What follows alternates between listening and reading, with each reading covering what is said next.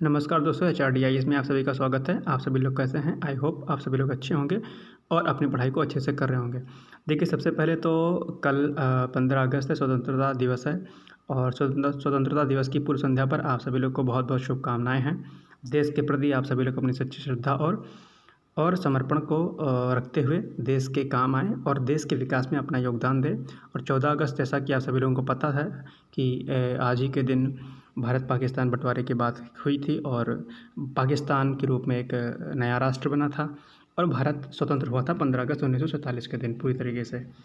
तो अब आज की ये सीरीज आज स्टार्ट करते हैं। हाँ, एक इसके साथ में एक और न्यूज़ वो ये कि 13 से 15 अगस्त तक आप सभी लोगों को पता है कि जैसा कि केंद्र सरकार ने हर घर तिरंगा अभियान शुरू किया है, तो आप सभी लोग हर घर तिरंगा अभियान में अपनी भागीदारी सुनिश्चित करें और अच्छे से इसको मनाएं ताकि हमारा देश अच्छे से समृद्धि की ओर बढ़ सके। चलिए फिर आज का ये सेशन स्टार्ट करते हैं और देखते हैं कि आज का पहला प्रश्न क्या है।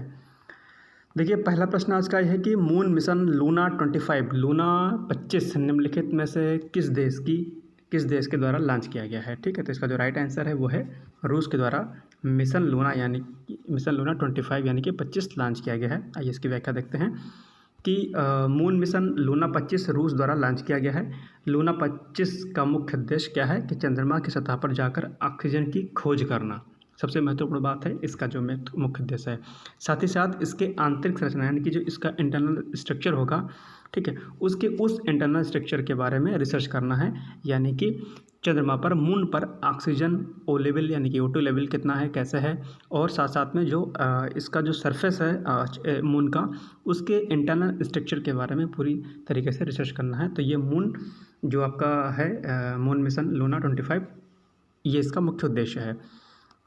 ओके, एक महत्वपूर्ण बात इसमें जो सबसे इम्पोर्टेंट पॉइंट है वो यह है कि अब तक केवल 3 ही देश ऐसे हैं जो कि चांद पर यानी कि मून पर सफल लैंडिंग में कामयाब रहे हैं। जिसमें से कौन कौन से देश हैं, अब ये क्वेश्चन आपके एग्जाम में पूछ सकता है, इसलिए इम्पॉर्टेंट है। तो पहला देश कौन सा है, सोवियत संघ यानी कि जिसे हम बोलते हैं USSR। दूसरा है आपका अमेरिका और तीसरा है चीन। यानी कि 3 देश ही ऐसे हैं जो कि चांद पर सफल लैंडिंग में सफल हो पाए हैं। इसके अलावा और कोई देश अभी तक इसमें सफल नहीं हो पाया। Okay, now next question. Singh सूचना ऐप अभी हाल ही में लॉन्च किया गया है, ये किस राज्य के द्वारा लॉन्च किया गया है। तो इसका जो राइट आंसर है वो है बी यानी कि गुजरात। चलिए इसकी व्याख्या देखते हैं कि सिंह सूचना ऐप गुजरात सरकार द्वारा लॉन्च किया गया है। क्यों लॉन्च किया गया है? इस ऐप के माध्यम से सामान्य जनमानस शेरों से संबंधित किसी भी गतिविधि के बारे में वन विभाग या संबंधित अधिकारी को सूचित कर सकता है। यानी कि एक टाइप का ये एप्लीकेशन है।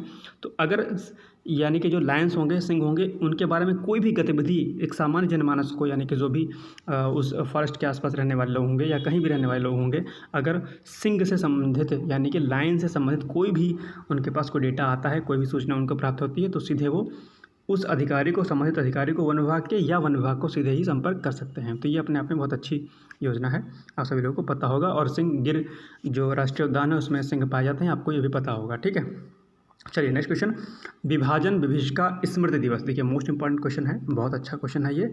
और ये वर्तमान जो केंद्र सरकार है इसने शुरू किया था, कब शुरू किया था, 2021 में शुरू किया था। ठीक है, तो ये इंपॉर्टेंट पॉइंट है, ध्यान रखिएगा। 2021 में ये विभाजन विभीषिका स्मृति दिवस मनाया गया था।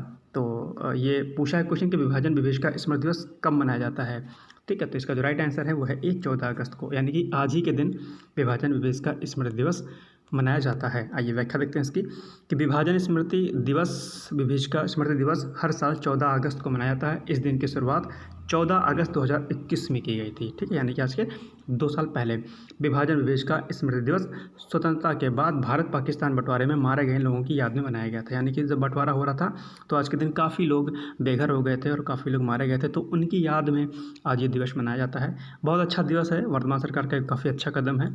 इससे हम उन लोगों को याद करते हैं जिन्होंने हमारे देश की आज़ादी में बहुत बढ़ चढ़कर हिस्सा लिया था और साथ ही साथ में इस दिन उनका देहांत हो गया, वो शहीद हो गए। चलिए नेक्स्ट क्वेश्चन नंबर 4 है, भारत विभाजन की घोषणा निम्नलिखित में से किसने की थी। इंपॉर्टेंट क्वेश्चन है, इसका जो राइट आंसर है वो है सी, माउंटबेटन ने भारत विभाजन की घोषणा की थी। आइए इसकी व्याख्या देखते हैं। जून 1947 ध्यान रखिएगा कि जून 1947 में माउंटबेटन ने भारत विभाजन की घोषणा कर दी थी। चलिए, फिर क्या हुआ कि फरवरी 1947 में ब्रिटिश सरकार ने भारत को आज़ाद करने की घोषणा की। ठीक है, तो ये पहले ब्रिटिश सरकार ने फरवरी 1947 में, और फिर उसके बाद में माउंटबेटन ने कब किया, जून 1947 में माउंटबेटन ने भारत विभाजन की घोषणा कर दी। ये दोनों पॉइंट याद रखिएगा। विभाजन को लेकर के माउंटबेटन ने एक योजना बनाई थी, है ना, आपने को पता होगा, आपने हिस्ट्री में पढ़ा होगा, जिसके तहत उन्होंने प्रस्ताव दिया कि प्रांतों को स्वतंत्र उत्तराधिकारी राज्य घोषित किया जाए और फिर उन्हें यह छूट दी जाए कि उन्हें संविधान सभा में शामिल होना है या नहीं शामिल होना है।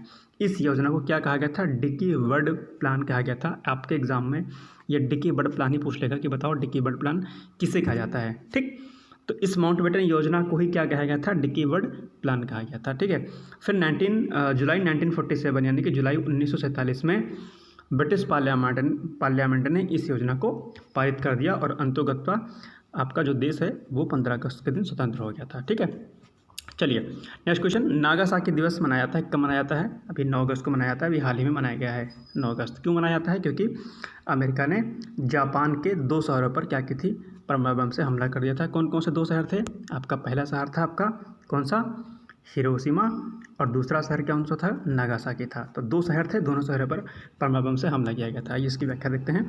नागासाकी दिवस कब मनाया जाता है, 9 अगस्त को मनाया जाता है, माफ़ कीजिएगा, यहाँ पर 9 अगस्त कर लीजिएगा। ठीक है, 9 अगस्त होगा यहाँ पे, ये 9 अगस्त होगा। ठीक है, चलिए आगे देखते हैं कि अमेरिका द्वारा जापान के शहर हिरोशिमा में 6 अगस्त 1945 को लिटिल बॉय नाम से परमाणु बम से हमला किया गया। इसके बाद क्या हुआ कि फिर 9 अगस्त 1945 को जापान के शहर नागासाकी पर भी फैट मैन परमाणु बम से हमला किया गया।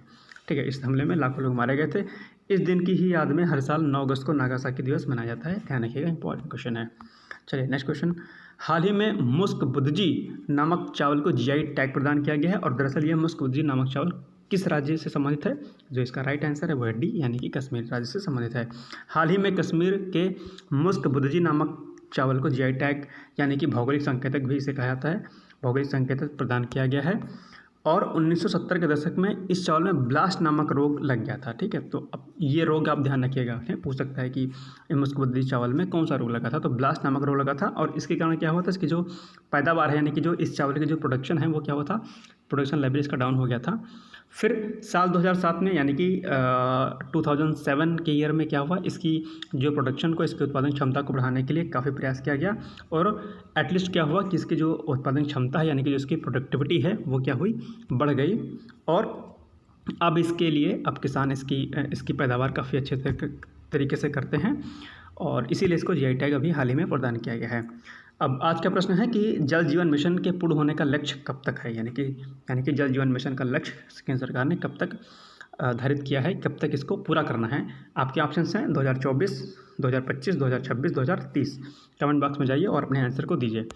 कल का प्रश्न जो था वो था कि अंतर्राष्ट्रीय हाथी दिवस कब मनाया जाता है, तो इसका जो राइट आंसर है वो है 12 अगस्त को। ठीक है, तो आज का ये प्रश्न हो गया। हाँ, एक महत्वपूर्ण सूचना ये कि एनवायरनमेंट की जो क्लास है वो आज से स्टार्ट हो गई है। दरअसल आज हमने जस्ट एनवायरनमेंट क्या होता है बस इतना ही समझाया था, जस्ट 10 मिनट का लेक्चर था वो। कल से प्रॉपर क्लास उस पर स्टार्ट हो जाएगी। महत्वपूर्ण जितने भी टॉपिक आपके एनवायरनमेंट के होंगे, इसके साथ साथ में एनवायरनमेंट खत्म होने के बाद जीएस के जितने भी सेक्शंस होते हैं उन सभी पर क्लास लाई जाएगी। जो आपके आरओ यूपी पीसीएस के साथ साथ में यूपी ट्रिपल द्वारा पेट का जो एग्जाम अभी हाल फिलहाल में आने वाला है उसके लिए भी वो सारी क्लासेस आपकी इंपॉर्टेंट होगी। तो प्लीज़ चैनल को अगर आप लोगों ने अभी तक लाइक शेयर एंड सब्सक्राइब नहीं किया है तो प्लीज़ चैनल को लाइक शेयर एंड सब्सक्राइब कर दें, ताकि कोई भी अपडेट हो वो सबसे पहले आप सभी लोगों तक पहुँच जाए। तो चलिए आज का ये सेशन यहीं पर एंड करते हैं और मिलते हैं फिर कल एक नए सेशन के साथ। हाँ, कल 14 अगस्त है, 15 अगस्त है। कल के दिन आपका करंट अफेयर्स नहीं आएगा, कल कुछ क्लास में लाऊंगा अगर समय मिला तो। बाकी कल देश की आज़ादी में डूबिए और अच्छे से मनाइए, ठीक है। और खुश रहिए, मस्त रहिए, व्यस्त रहिए, अपनी पढ़ाई को अच्छे से करते रहिए। फिर मिलते हैं एक नए सेशन के साथ। तब तक के लिए आप सभी लोगों को good bye, bye bye, take care.